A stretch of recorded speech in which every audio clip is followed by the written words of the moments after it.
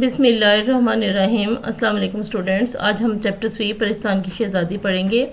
اس کے مصنف ہیں اشرف صبوحی، یہ ان کا کلمی نام ہے، ان کا اصل نام سید ولی اشرف تھا۔ سن 1905 ان کی پیدائش اور سن 1990 سن وفات ہے۔ ان کی عمر 85 سال تھی۔ پرستان کی شہزادی ایک تخیلاتی کہانی ہے۔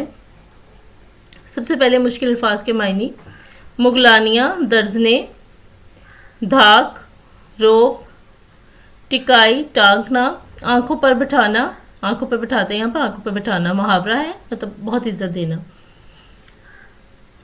سیدانی بی کا ایک وقت میں بڑا دورہ تھا۔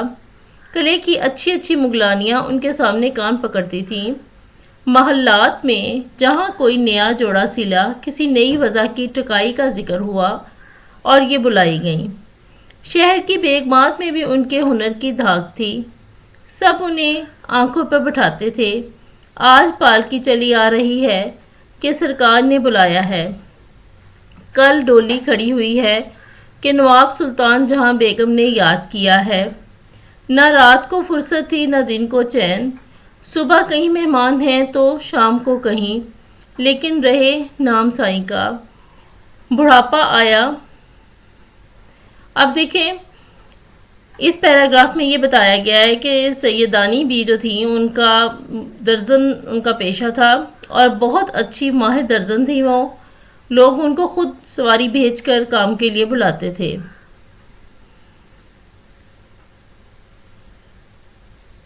جی اسٹوڈنٹ، اس صفحے کی پڑھائی سے پہلے مشکل الفاظ کے معنی: ٹکڑے، روٹی، عیب، برائی، برا سمجھنا، رنڈاپا، بیوگی، لہر بہر، فراوانی، دغا، دھوکہ۔ بڑھاپا آیا تو ہاتھ پاؤں نے جواب دے دیا، آنکھیں دھندلا گئیں۔ اب کون پوچھتا؟ دنیا اور مطلب نہ رہا تو کیسی خاطرداری۔ ہارے وقت کا کوئی ساتھی نہیں۔ بیچاری کو ٹکڑے کا سہارا دینے والا بھی کوئی نہ تھا۔ جب پریشان ہوئیں تو پڑوس میں ایک میر صاحب رہتے تھے۔ ان کی بیوی نے انہیں ترس کھا کر اپنے پاس رکھ لیا کہ جب اچھا وقت تھا تب تو سب ان کی قدر کرتے تھے، لیکن اب جب ان میں کام کرنے کی ہمت نہیں تھی تو دنیا مطلب کی ہے، کسی کو اب ان سے مطلب نہیں تھا تو کسی نے ان کی طرف توجہ بھی نہ دی۔ یہاں تک نوبت آ گئی کہ ان کے پاس روٹی کھانے تک کا کوئی آسرا نہ تھا۔ تو پھر ان کے پڑوس میں ایک خاتون تھی، انہوں نے انہیں اپنے پاس رکھ لیا۔ سنا ہے کہ نہایت شریف گھرانے کی بیٹی تھیں۔ مرہٹہ گردی میں ان کا خاندان تباہ ہو گیا۔ برس دن کی بیاہی بیوہ ہو گئیں۔ اس زمانے میں دوسری شادی کرنا بڑا عیب سمجھا جاتا تھا۔ مغلانی کا پیشہ اختیار کر لیا اور اپنی ہنر مندی کی بدولت رنڈاپا گزار دیا۔ جوانی تو عزت آبرو سے کٹ گئی۔ خوب کمایا، ہزاروں روپے انعام میں لیے، مگر رکھنا نہ جانا۔ دل کی حاتم اور طبیعت کی نرم تھی۔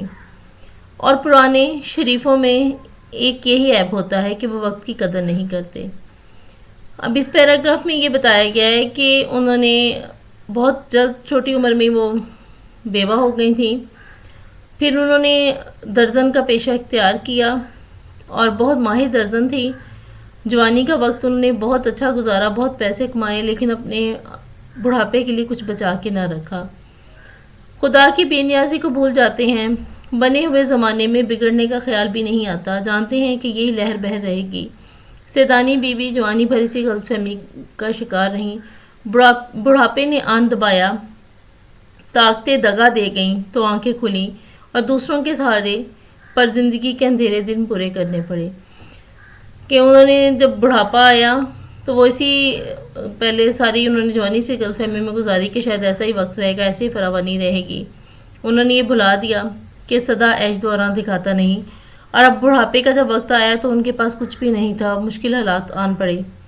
میر صاحب کے گھر والے چھوٹے سے لے کر بڑے تک سب کے سب انتہا سے زیادہ خوش مزاج اور خدا ترس تھے۔ ہر ایک سیدانی بی کو خدا کا بھیجا ہوا مہمان سمجھ کے ان کے سامنے بچھا جاتا تھا۔ سیدانی بی 2-4 دن تو ذرا غمگین اور شرمندہ رہیں۔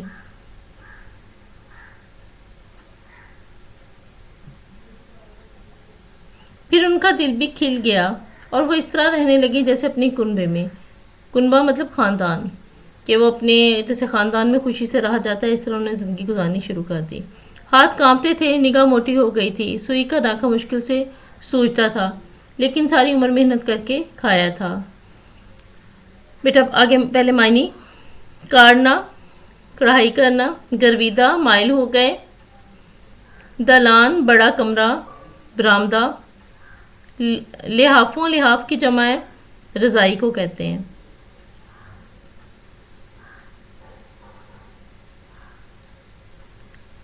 صبح نماز پڑھ کر بچوں کو لے بیٹھتی، قرآن شریف پڑھاتی، نصیحتیں کیا کرتی، دوپہر کو سینا پرونا اور کاڑنا سکھاتی، شام ہو جاتی باورچی خانے میں جا کر کھانا پکانے کی ترکیبیں بتاتی، عشاء کی نماز سے فارغ ہو کر بڑے مزے کی کہانیاں سناتی۔ ایسی کہانیاں ایسی ہوتی تھیں کہ بڑے بھی آ جاتے۔ اب جب ساری زندگی انہوں نے اپنی مصروف گزاری تو اب بھی وہ فارغ بیٹھنا انہیں پسند نہیں تھا، اور وہ یہ بھی پسند نہیں کرتی تھی کہ وہ مفت میں روٹی کھائیں، تو انہوں نے اپنی کوئی نہ کوئی مصروفیت بنا لی تھی۔ بچوں کو نصیحتیں کرتی تھی، قرآن پڑھنا سکھاتی تھیں، کہانیاں سناتی تھیں، سلائی کڑھائی سکھاتی تھیں۔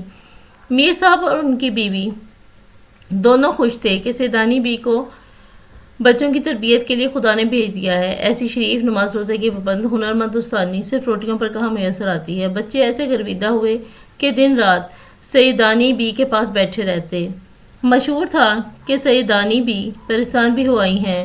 وہاں کے بادشاہ نے انہیں اپنی بیٹی کا جہیز ٹانکنے کے لیے بلایا تھا، کہ جہیز کی سلائی کے لیے، اس کو ٹانکنے کے لیے، اور انہوں نے وہاں کئی دن رہ کر بڑے بڑے تماشے دیکھے ہیں۔ گھر والوں کو یہ خبر تھی، لیکن کبھی خیال نہیں آیا کہ سیدانی بی سے پوچھتے تو کہ کیا بی سچ مچ تم پرستان گئی ہو؟ شاباش تمہارا جگر، تم کو ڈر نہیں لگا؟ گھر والے بھی اس بارے میں جانتے تھے، جو بات مشہور تھی کہ وہ پرستان سے ہو کے آئی ہیں، لیکن گھر والوں کو کبھی خیال ہی نہ آیا کہ ان سے پوچھیں کہ کیا یہ جو بات مشہور ہے یہ سچ ہے۔ ایک دن سردیوں کی رات تھی، دلانوں کے پردے پڑے ہوئے تھے، چھوٹے بچے لحافوں میں دبکے اور بڑے لڑکے لڑکیاں انگیٹھی کے چاروں طرف بیٹھے کہانی سن رہے تھے۔ اتنے میں میر صاحب کی بیوی نماز وظیفے سے فارغ ہو کر آئیں۔ اتفاق سے کہانی بھی انڈا شہزادی کی تھی۔